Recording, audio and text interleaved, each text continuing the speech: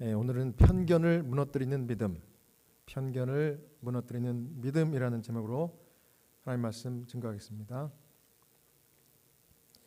베니게에서 예수님께 나와 귀신 들린 딸을 고침받은 이 이방 여인의 이야기는 예수님이 처음부터 연출하시고 기획하셨던 장벽을 무너뜨리기 위한 믿음이 무엇인지 보여주는 이야기입니다. 예수님께서 5,000명을 물고기 2마리와 보리떡 5개로 기적같이 먹이시고 난 다음 날 그 인기를 인해서 사람들이 몰려왔을 때 가버나움에 있는 회당에서 설교를 하셨습니다. 그때 하신 말씀이 내가 하늘로서 내려온 생명의 산떡이니라. 그렇게 말씀했더니 많은 사람들이 감동을 받았죠. 감동을 받을 때 종교 지도자들이 자기들의 인기가 그 예수님에게 쏠리는 것을 보고 너무 시기 질투를 해서 이 사람이 불경하도다. 그래서 죽이기로 결심하고 핍박을 하는 것입니다. 그러니까 예수님이 그 핍박에 이제 견딘다 못해 제자들과 함께 피신을 간 곳이 바로 이 베니게 근처에 있는 한적한 산골 시골 마을로 이제 몸을 피신하셨습니다. 근데 이 베니게는 이 서쪽으로 이렇게 보면은 크고 유명한 도시 이 드로와 시돈 이 상업 지역이었습니다. 그때 당시 그 드로와 시돈이 자리하고 있는 그런 곳이 바로 이 베니게였습니다. 그리고 이 베니게는 유대인들이 많이 살았어요. 그래서 인종적으로 문화적으로 섞여 있는 그 사마리아인이나 아니면 다른 이방인들처럼 유대인들과 이렇게 좀 이렇게 섞여 있는 사람이 아닌 이 베니게에서 만난 이 귀신 들린 딸의 여인은 어머니는 원래 이스라엘 백성들이 가나안 땅에 입성했을 때 원래 그 자리에 있었던 이 토백이 가나안 원주민의 후손이었어요. 그래서 엄밀히 유대인의 시각으로 따지면 이 사람은 사마리아인 이방인이라고 멸시했던 사마리아인도 아니고 왜냐하면 피도 안 섞이고 뭐 문화도 안 섞인 사람이기 때문에 이 사람은 아주 오리지널 토종 이방인이기 때문에 정말 완전한 이방인이었어요. 그래서 유대인들이 진짜 멸시하고 천대했던 사람. 그래서 여기 예수님과 대화할 때 개라는 말도 나오죠. 예? 개 취급하듯이 이 취급을 받았던 이 토백이 가나안 원주민의 후예 유대인이 바로 이 귀신 들린 딸의 어머니 이방 여인이었습니다. 이게 이제 마태복음 15장의 이 이야기의 배경입니다. 마태복음 15장 21절 22절을 제가 읽겠습니다. 예수께서 거기서 나가사 두로와 시돈 지방으로 들어가시니 가나안 여자 하나가 그 지경에서 나와서 소리질러 이르되 주 다윗의 자손이여 나를 불쌍히 여기소서 내 딸이 흉악하게 귀신 들렸나이다 하되 예수님이 이 이방 여인을 봤을 때 이 여인의 가진 믿음을 보셨습니다. 예수님은 우리가 믿음을 붙들면 그 믿음 냄새를 잘 맡으시는 분 같아요.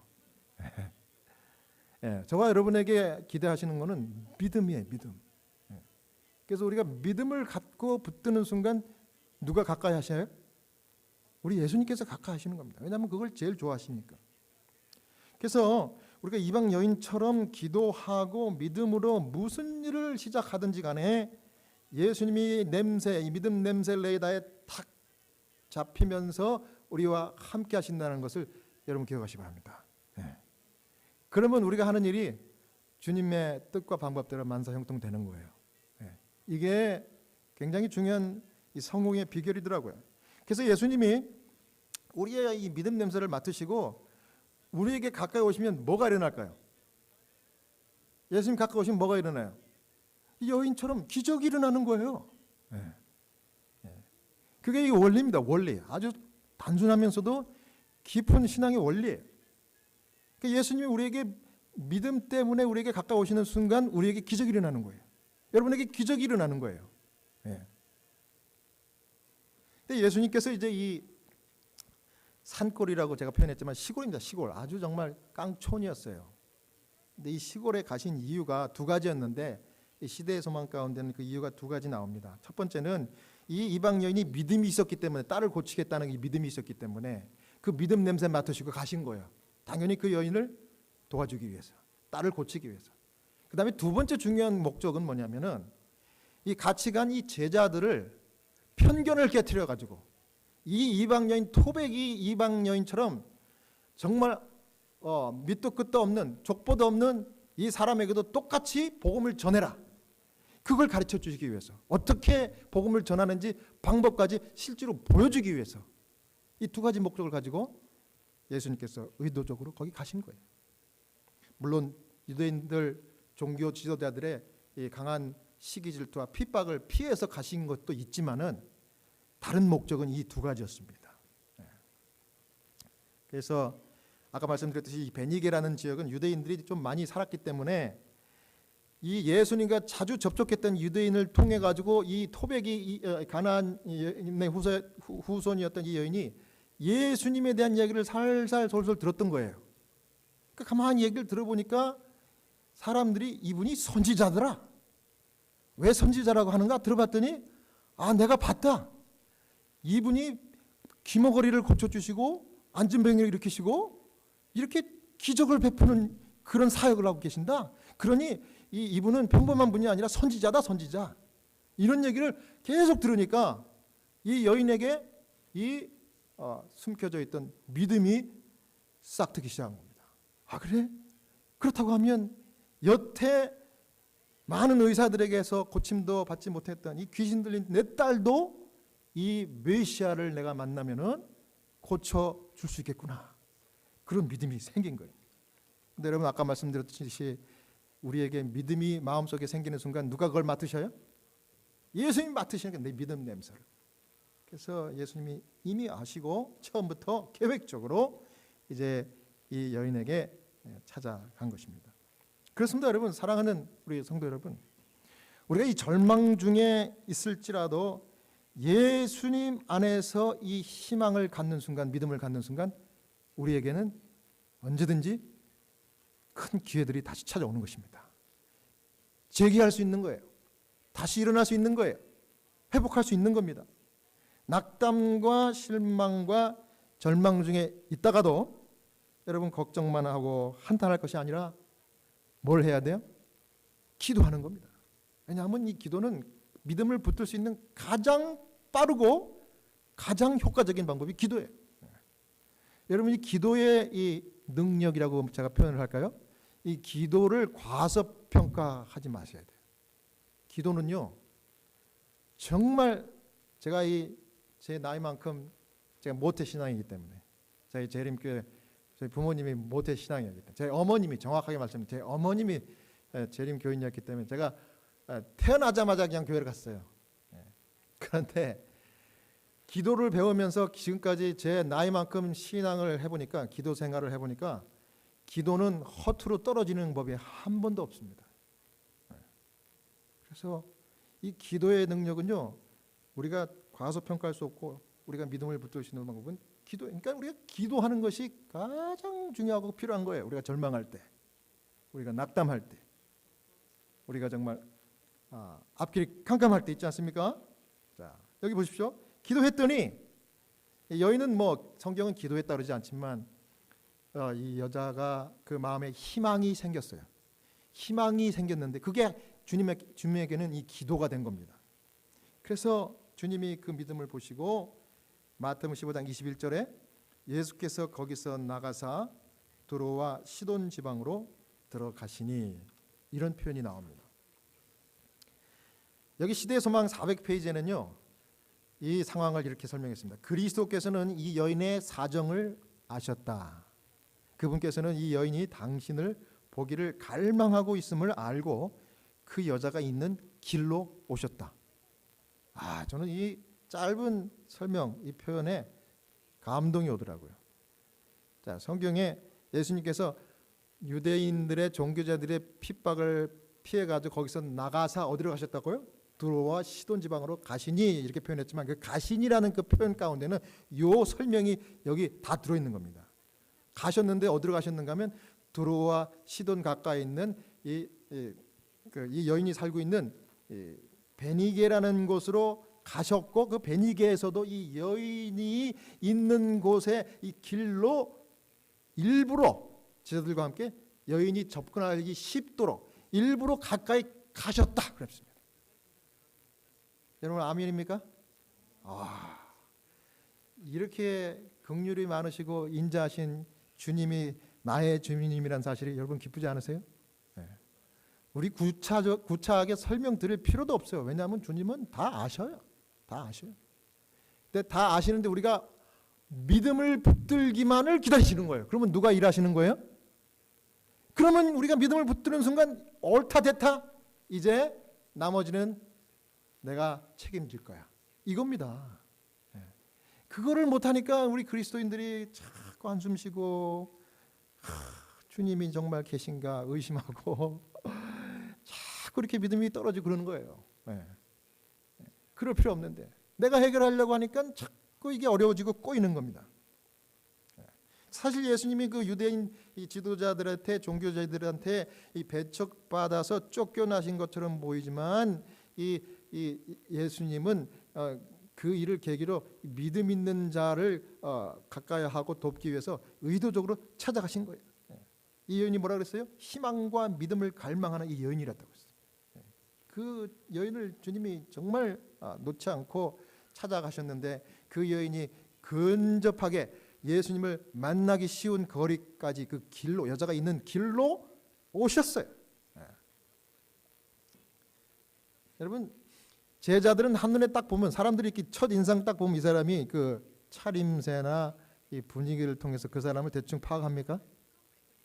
일단 파악하죠, 그죠? 저도 특히 이민생활 미국에서 하다 보니까 여러분도 마찬가지 공감하실 거예요. 제가 머리가 까만, 피부가 노란 동양인이다 보니까 제가 입을 열어가지고 말을 하기 전에는 일단은 여기 계신 현지 우리 미국 분들이 저를 룩다운하는 것 같은 그런 느낌을 받아요. 왜냐하면 제가 동양인이라서 그런 거예요. 근데 그 사람들을 블레임하려고 제가 말씀드린 게 아닙니다. 사람이라면 연약한 그런 그냥 한눈에 그 사람을 저지해버려요. 그래서 그 외모로 그냥 딱 이 사람은 내가 상종할 사람, 이 사람은 피해갈 사람, 이렇게 딱 나오는 겁니다. 이제 그래서 제가 일부러 이제 한 가지 팁이 생겼는데, 영어도 못하는 차이니즈 이렇게 생각할까봐 제가 일부러 큰 소리로, 제가 먼저 말을 걸어요. How are you, sir? 큰 소리로 코리안 악센트를 막 섞어가면서 How are you, sir? I'm Korean. I'm a minister. 난 한국 사람이고 나는 여기 저기 목사입니다. 그러면 그 영어를 일단 하네. 그러면서 이제 그 편견을 살짝 내려놔요. 그러면서 이제 이 사람이 대화를 잘하는 좀 쓸만한 사람이구나, 그렇게 생각하는 것 같아요. 그러면서 이제 관계를 이렇게 갖는 게 그게 팁이더라고. 그냥 영어 못할까봐, 내가 발음 틀릴까봐 처음부터 이렇게 주눅 들면 그 사람 더 무시하더라고. 마치 그런 것처럼 이 제자들과 근처에 가까이 있었던 유대인들이 이 토백이 이방 여인을 딱 보고 알았습니다. 이 사람은 개 같은 이방인이구나. 이게 그냥 전통적으로 그냥 그렇게 살아왔어요, 이 유대인들이. 그걸 죄의식도 느끼지 않고. 그래서 교통 정리하려고 제자들이 물러거라 이렇게 했을 거예요. 그러나 주님은 아무도 거들떠보지 않고 돌보지 않는 이 여인에게서 믿음 냄새를 맡고 이 여인의 필요를 금방 아신 주님께서 이 여인 가까이 지금 거리까지 가신 겁니다.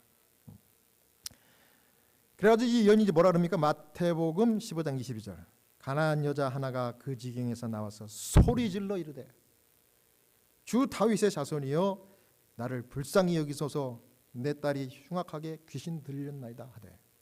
저는 제가 이 이민 생활하면서 좀 목소리를 크게 이 현지인들하고 영어로 말할 때 크게 하라는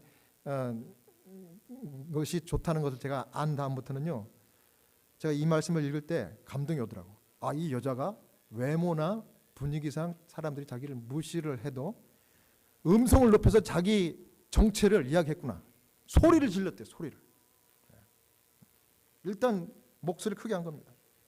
근데 뭐라 그랬어요? 주 다윗의 자손이요.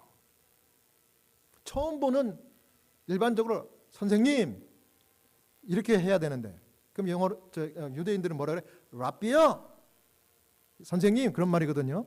근데 그렇게 얘기하지 않고 뭐라 그래요? 주 다윗의 자손이요. 이건 믿음의 고백입니다. 할렐루야. 깜짝 놀랐어요. 사실 예수님이 제일 놀랬고 곁에 있던 제자들이 놀랬고요, 주변에 있던 사람들이 놀랐습니다. 이 사람들이 선생님 랍비요 이렇게 얘기 안 하고 주 다윗의 자손이요. 왜냐하면 지금까지 아직도 유대인들은 누굴 기다리고 있어요? 메시아를 기다리고 있습니다. 근데 그 메시아가 누구라는 거예요? 다윗의 자손이 메시아거든요. 그때 당시에 로마의 압제에서 자기들을 구해낼 이 왕으로 오실 메시아는 다윗의 자손인 겁니다. 그래서 유대인들에게 귀가 닳도록 이 이방 여인이었지만 그걸 주워 들었어요. 그러면서 내가 며칠 전에 만난 그분이 선지자, 그분은 다윗의 자손인 것 같아, 메시아인 것 같아. 사람들의 이 가십을 들은 거예요. 왜냐하면 그분이 말 한마디에 이 병자를 일으키시고 고쳐주잖아. 얼마 전에는 나사로도 살렸어. 죽은 사람도 살렸어. 그 얘기를 계속 들으니까 이 사람 마음 가운데 이분은 메시아다는 믿음이 들은 거예요. 그래가지고 고백한 첫째 말이 주 다윗의 자손이요. 주님이 너무 기뻐했습니다. 자, 그래서 믿음이 어떤 일을 하는가? 첫 번째입니다. 믿음은 닫힌 신앙적 편견을 무너뜨립니다. 자, 믿음은 뭘 무너뜨린다고요? 닫힌 신앙적 편견을 무너뜨리는 것이 믿음입니다. 마가복음 11장 24절. 그러므로 내가 너에게 말하노니 무엇이든지 기도하고 구하는 것은 받은 줄로 믿으라. 그리하면 너희에게 그대로 되리라. 자, 여러분, 닫힌 신앙의 편견이 뭘까요? 이 사람의 이 말하는 그 말이나 또 태도를 보니까, 이 현상을 보니까 이 사람은 싹수가 노란 날라리 그리스도인이구만. 아니면 이 사람은 예수 믿기는 글렀구만. 이게 신앙적 편견이에요. 자, 여러분들 지금까지 복음을 전하시면서 잘 받아들이는 분도 있지만 대부분 잘 안 받잖아요. 그러면 그 속으로 어떤 생각이 들어요? 실망하면서 아이고, 이 사람은 아직 때가 아니네. 이 사람은 믿기는 틀렸네. 이런 생각 드는 것이, 그것이 신앙적 편견이라는 겁니다. 그 신앙적 편견이 믿음 없는 거예요. 우리가 사람을 한눈에 딱 저지해가지고 이 사람은 내가 만날 사람, 안 만날 사람, 이 사람은 높은 사람, 낮은 사람, 이렇게 하는 것처럼 이 사람의 신앙적인 이 어떤 결론을 확 내려버리는 거예요. 그거는 믿음이 아니라 불신이라는 겁니다. 그러나 믿음을 가지면 그런 신앙적 편견도 단번에 무너뜨린다 하는 것입니다. 그게 오늘 첫 번째 메시지입니다. 여러분, 이 신앙에 활력을 주는 게 믿음인데요, 우리가 이 믿음을 아까 제가 말씀드렸죠, 쉽게 다시 붙드는 방법은 기도하는 겁니다. 근데 기도를 하고 시작한 일과 기도 없이 내가 해버린 일들과는 결과는 천지차입니다. 무슨 일이든지, 심지어 뭔 일을 할 때, 프로젝트를 짜려고 할 때 계획 짜기 전에 기도부터 하세요.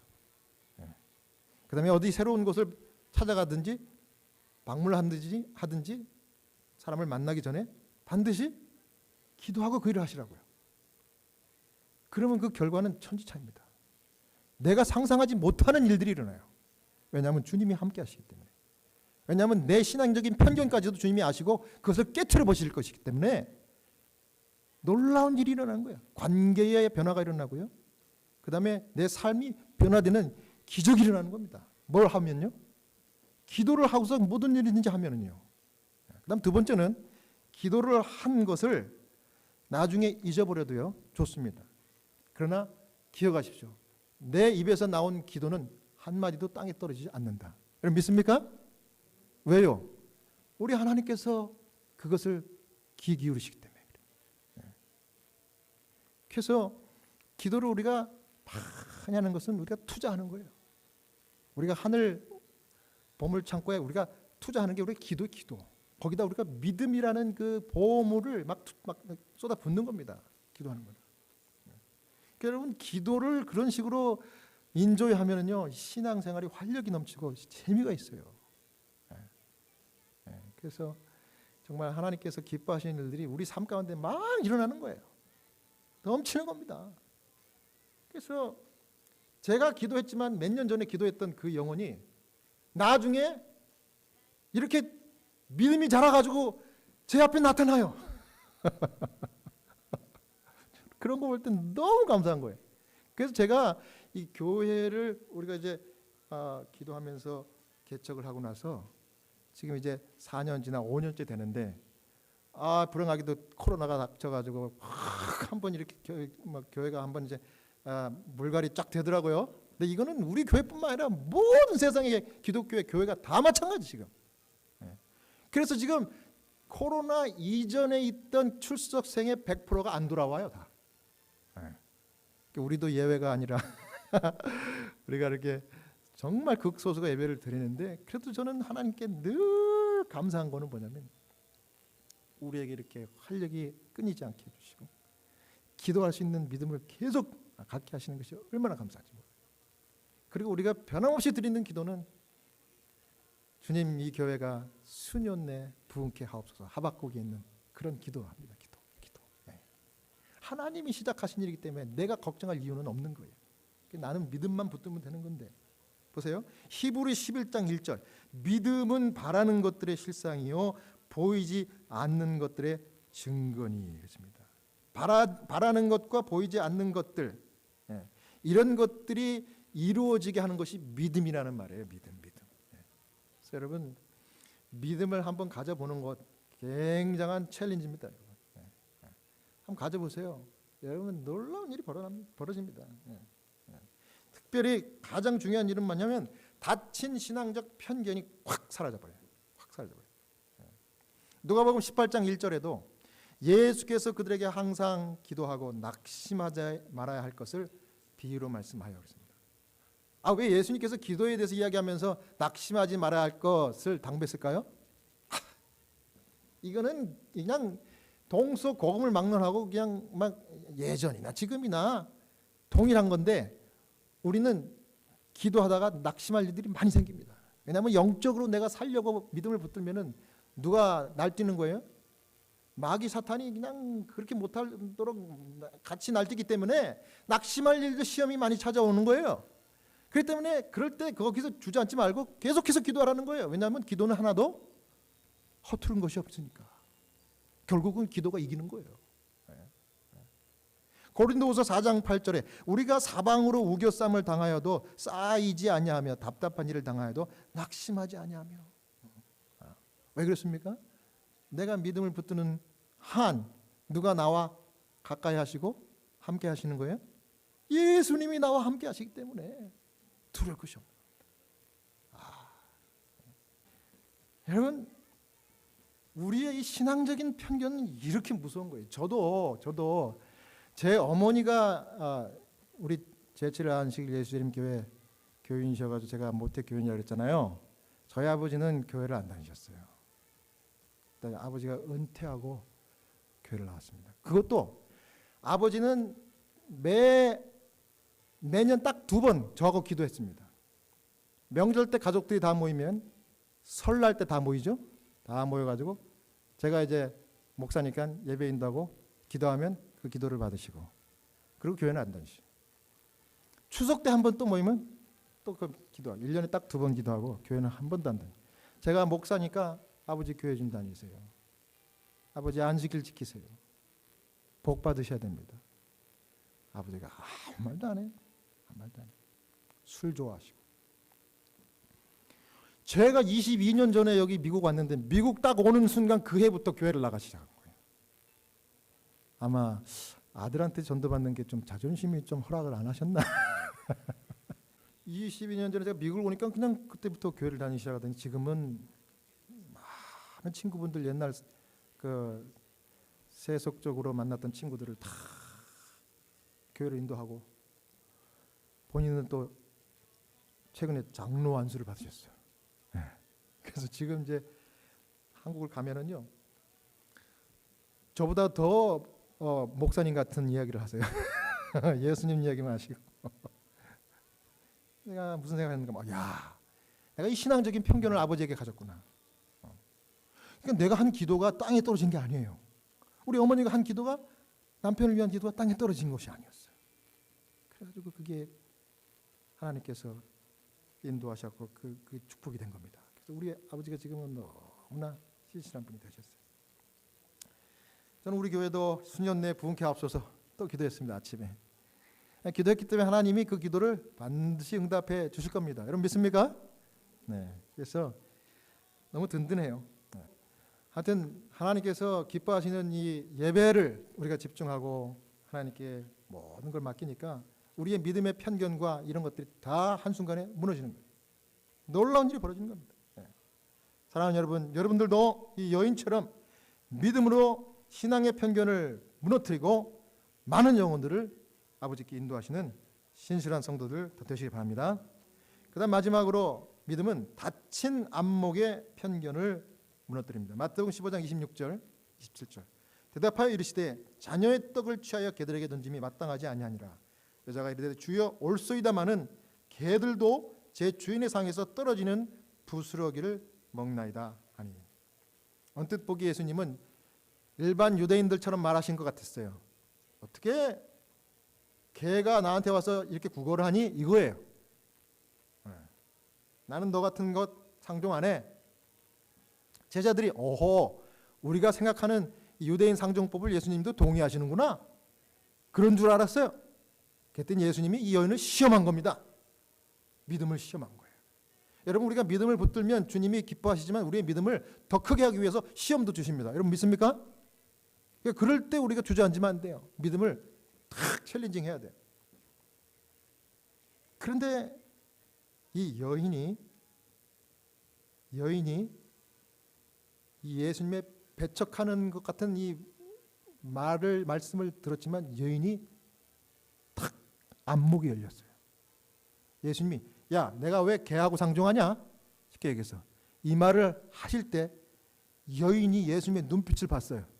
보니까 야 내가 왜 개랑 상종할 이유가 뭐가 있냐? 이 얘기할 때 깔보듯이 예수님이 보신 게 아니라 제가 상상을 해봅니다. 믿음으로 이 여인을 지그시 바라보면서 정말 긍휼과 사랑이 넘치는 내가 왜 개와 상종하니? 말은 그렇게 했지만 그 에너지는 여인에게 다가오는 에너지는 완전히 다른 에너지였어요. 마치 주님께서 그래 너 제대로 날 찾아왔다 오늘. 그래 한번 믿음의 말을 해봐라. 이렇게 얘기하시는 것 같이 여인이 느낀 거예요. 이거를 시대의 소망이 이렇게 했습니다. 열성이 부족한 강구자였다면 이 대답을 듣고 전적으로 낙심하였을 것이다. 그러나 그 여인은 기회가 왔다는 것을 알았다. 예수님의 표면상의 거절 그 이면에 숨길 수 없는 긍휼하심이 있음을 그 여인은 보았다. 주여 올소이다마는 개들도 제 주인의 상에서 떨어지는 부스러기를 먹나이다. 마태복음 15장 27절. 그래서 그렇게 얘기한 겁니다. 그래서 그렇게 얘기한 거예요. 이 사람은 영물이라 이 언중유골 그걸 다 간파해요, 그죠? 예? 여러분 짐승도요. 제가 우리 집에 있는 작은 그 파피 개도요, 순돌이도 제가 이렇게 부를 때 자기가 좋아서 부르는지 자기를 꾸지람 주려고 부르는지 다 알아요. 제가 꾸지람 주면 자기를 조건 없이 케어해주는 저희 와이프한테 갑니다. 그런데 하물며 사람이란 영물이잖아요. 그걸 알았어요. 사랑하는 여러분, 오늘 제가 이 말씀을 드리는 이유는 제가 모르겠어요. 여러분들 이제 오늘 마지막 만날 수도 있고 제가 잘못될 수도 있고 여러분 잘못될 수도 있고 인생은 모르잖아요. 5분 뒤에 내가 어떻게 될지 모르잖아요. 근데 이 만남은요, 특별히 안식일 예배를 통해서 만나는 거 대단한 만남입니다. 이거는 우연이 아니에요. 여러분, 저를 통해서 하신 이 말씀은 하나님의 말씀임을 여러분 받으시기 바랍니다. 그래서 정말 우리가 믿음 붙드는 거 이거 해야 돼요. 생명의 말씀, 하나님 진리의 말씀만을 붙들고 내가 이제 뭘 하든지 기도를 하고, 기도한 거는 받은 줄로 믿고 두려움을 탁 날려버리시기 바랍니다. 이 귀신 들린 딸을 믿음으로 고친 토종 이방 여인처럼 진정한 믿음 붙들어서 신앙적 편견 무너뜨리고, 내가 그동안 다쳐서 못 봤던 안목의 편견을 다 무너뜨려서 세상이 감동 못하는, 하나님이 기뻐하시는 신실한 주님의 종들이 다 되시기를 간절히 바라면서 오늘 말씀을 마치겠습니다.